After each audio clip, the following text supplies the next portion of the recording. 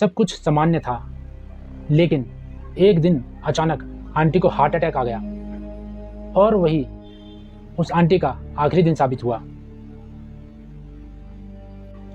नमस्कार दोस्तों, स्वागत है आपका फिर से एक नई कहानी के साथ। तो चलिए शुरू करते हैं। दोस्तों, ये कहानी है रूबी की, जो बचपन से अपने एक पड़ोसी के घर पे आया जाया करती थी और पड़ोसी भी उसे बच्चे जैसा ही प्यार देते थे। रूबी बचपन से अपने पड़ोस में रहने वाली एक महिला के घर अक्सर आया जाया करती थी। वो महिला, जिसे सब आंटी कहते थे, रूबी को अपनी बेटियों की तरह ही मानती थी। आंटी की 2 और बेटियां थीं। दोनों की शादी हो चुकी थी। एक बेटा था जो माँ के साथ उसी के घर में रहता था। सब कुछ सामान्य था, लेकिन एक दिन अचानक आंटी को हार्ट अटैक आ गया और वही उस आंटी का आखिरी दिन साबित हुआ। पूरा मोहल्ला दुख में डूब गया। कुछ दिन बाद आंटी के बेटे ने अपनी बहनों को बुलाया। माँ की सारी चीजें, कपड़े, जेवर तीनों में बांट दी और एक खास अंगूठी जो आंटी अक्सर पहनती थी, वो रूबी को दे दी। रूबी उस अंगूठी को देखकर भावुक हो गई।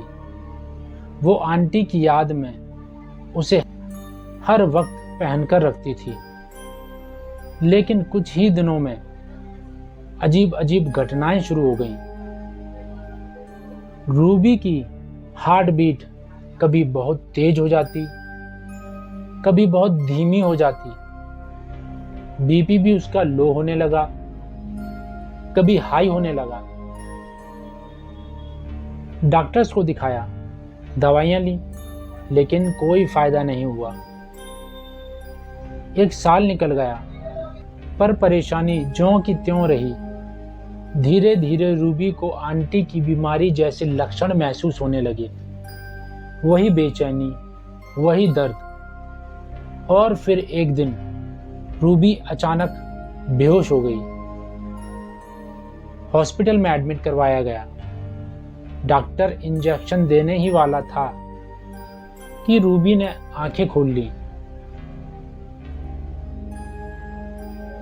मैं यहाँ कैसे आई? रूबी ने प्रश्न किया। कुछ दिन बाद रूबी हाथ मुंह धो रही थी, तभी उसने वो अंगूठी उतार कर रख दी। अचानक उसकी हालत ठीक होने लगी। 15 दिन बीत चुके थे। ना बीपी, ना हार्ट बीट, ना कोई दिक्कत हुई रूबी को। लेकिन एक फंक्शन में जाने से पहले रूबी ने फिर वो अंगूठी पहन ली और फिर वही तेज हार्ट बीट, छाती में दर्द और बेहोशी रूबी को होने लगी। रूबी की माँ घबरा गई। उन्होंने तुरंत हनुमान जी के मंदिर में जाकर हनुमान जी से प्रार्थना की, प्रभु, मेरी बेटी को क्या हो गया है? रिपोर्ट सब नॉर्मल आती हैं, फिर ये तकलीफ क्यों? आंसुओं के साथ उन्होंने हनुमान चालीसा की चौपाई पढ़नी शुरू की। चौपाई थी, संकट कटे मिटे सब पीरा, जो सुमरे हनुमत बलबीरा। लगातार 20 मिनट तक इस हनुमान चालीसा की चौपाई का जाप करने के बाद उन्होंने अपने पास रखे पानी के एक लोटे में फूंक मारी और वो जल रूबी को पिलाया और कुछ उसके शरीर पर छिड़क दिया। कुछ ही पलों में रूबी ने आंखें खोल दी। उस दिन के बाद रूबी की मां ने रोज हनुमान चालीसा पढ़वानी शुरू की। अब रूबी धीरे धीरे बेहतर होने लगी थी। और फिर एक रात हनुमान जी खुद रूबी के सपने में आए और बोले, वो अंगूठी वापस कर दो। वो अंगूठी उस आत्मा से जुड़ी हुई है जो अब भी मोह में बंधी हुई है। वो तुम्हें इसलिए तंग कर रही है क्योंकि तुम उसके सबसे पास रहती हो। उसकी बेटियां तो दूर रहती हैं। रूबी की आंख खुली। उसने अपनी माँ को सब बताया और अगले ही दिन दोनों ने मिलकर वो अंगूठी उस आंटी के घर वालों को वापस दे दी और उसके बाद रूबी सदा के लिए ठीक हो गई।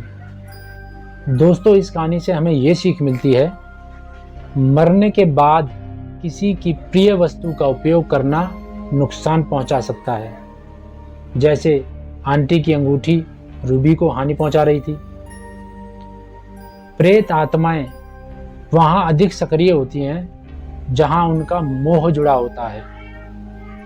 बेटियों को इसलिए नहीं तंग किया क्योंकि वो उसके घर से 200-250 किलोमीटर दूर रहती थी, लेकिन रूबी उसके घर के पास रहती थी। जीवन में किसी वस्तु से मोह, लालच, लोभ ना करें, अन्यथा मृत्यु के बाद भी आत्मा की मुक्ति नहीं होती और प्रेत योनि को प्राप्त होना पड़ता है। तो आशा करता हूँ दोस्तों आज की वीडियो आपको पसंद आई होगी। दोस्तों, अगर वीडियो पसंद आई हो तो वीडियो को लाइक करें, चैनल को सब्सक्राइब करें